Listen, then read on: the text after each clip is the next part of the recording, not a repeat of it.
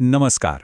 આજે આપણે વાત કરીશું ભારતના ઇતિહાસના એ પાનાની જેણે આ દેશનો નકશો, આ દેશની ઓળખ હંમેશા માટે બદલી નાખી.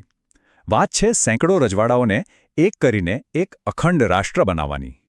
તો વાત છે 1947ની. અંગ્રેજો જવાની તૈયારીમાં હતા અને ભારતની સામે એક પહાડ જેવો સવાલ ઊભો હતો. આ 500 કરતાં પણ વધારે રજવાડાઓનું શું થશે? એમને એક દેશમાં એક ઝંડા નીચે લાવવા કેવી રીતે? જરા વિચારો તો. અંગ્રેજો જાય અને ભારતનો નકશો 565 કરતાં પણ વધારે નાના નાના ટુકડાઓમાં વહેંચાઈ જાય. દરેક રાજ્ય પોતાનો અલગ દેશ. આ કોઈ કાલ્પનિક ડર નહોતો. આ એક વાસ્તવિક ખતરો હતો જે ભારતને વિખેરી નાખી શકતો હતો. તો ચાલો આ આખી જે ઉથલપાથલ ભરી કહાની છે એને આપણે 5 ભાગમાં સમજીએ. પહેલાં જોઈશું કે કેવી રીતે દેશ સંકટના આરે ઊભો હતો. પછી વાત કરીશું સરદાર પટેલની યોજનાની. એ પછી એકીકરણના 3 અલગ અલગ રસ્તાઓ કયા હતા એ જોઈશું.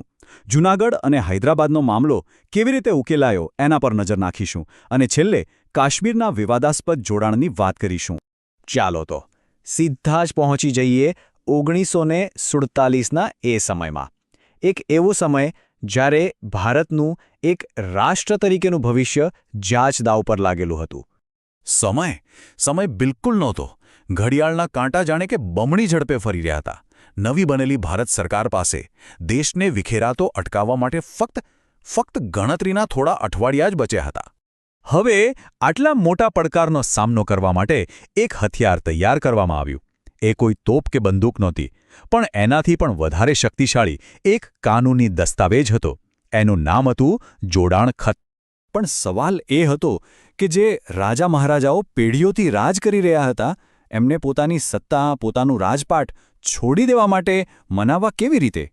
આ અશક્ય લાગતું કામ સરદાર પટેલે કરી કેવી રીતે બતાવ્યું? સરદાર પટેલનો અભિગમ જબરદસ્તીનો નહોતો. એ હતો સમજાવટનો, કુનેહનો.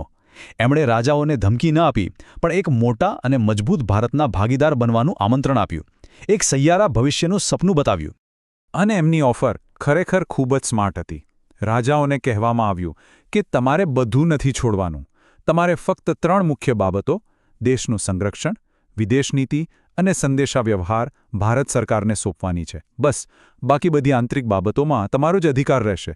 અને આ યોજના જાણે જાદુની જેમ કામ કરી ગઈ.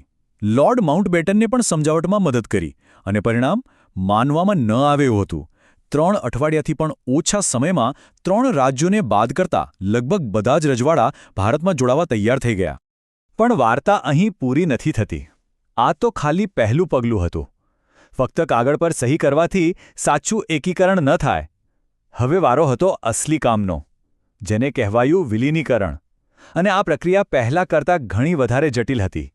તો આ વિલીનીકરણ માટે રાજ્ય મંત્રાલયે એક નહીં પણ 3 અલગ અલગ રસ્તાઓ વિચાર્યા. હેતુ એ જ હતો કે વહીવટ સરળ બને અને સામાન્ય લોકોની આશાઓ પૂરી થાય. પહેલો રસ્તો એકદમ સીધો અને સરળ. જે રાજ્યો ખૂબ નાના હતા અને પોતાનો વહીવટ ન ચલાવી શકે, એમને સીધા જ બાજુના મોટા પ્રાંતમાં ભેળવી દેવામાં આવ્યા. દાખલા તરીકે ગુજરાત અને દખ્ખણના કેટલાય નાના રાજ્યોને સીધા જ મુંબઈ પ્રેસિડેન્સીનો ભાગ બનાવી દેવાયા. પછી આવ્યો બીજો રસ્તો. આ એવા વિસ્તારો માટે હતો જે દેશ માટે ખાસ મહત્વના હતા, જેમ કે કચ્છ, ભોપાળ, ત્રિપુરા. આ પ્રદેશોનો વહીવટ સીધો જ દિલ્હીથી એટલે કે કેન્દ્ર સરકારના હાથમાં સોંપવામાં આવ્યો. અને હવે ત્રીજો રસ્તો, જે ખરેખર ખૂબ જ રસપ્રદ હતો. આમાં શું કર્યું કે આસપાસ આવેલા એક સરખી ભાષા અને સંસ્કૃતિવાળા રાજ્યોને ભેગા કરીને આખા નવા જ રાજ્યો બનાવ્યા. સૌરાષ્ટ્ર, મધ્ય ભારત, રાજસ્થાન, આ બધા રાજ્યોનો જન્મ આ જ રીતે થયો.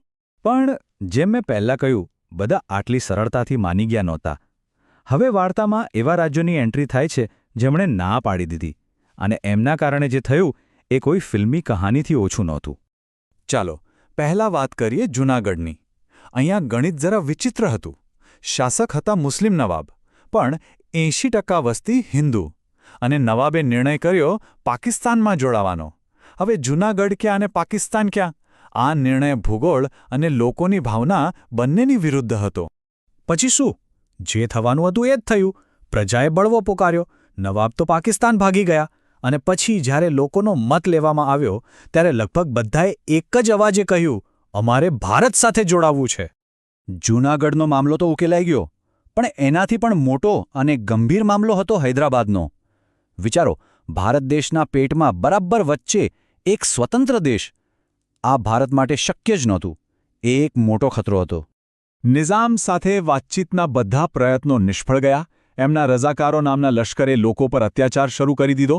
છેવટે ભારત સરકારે પોલીસ એક્શન લેવાનો નિર્ણય કર્યો અને માત્ર 5 દિવસની કાર્યવાહીમાં નિઝામની સેનાએ હાર માની લીધી અને હૈદરાબાદ ભારતનું અભિન્ન અંગ બન્યો.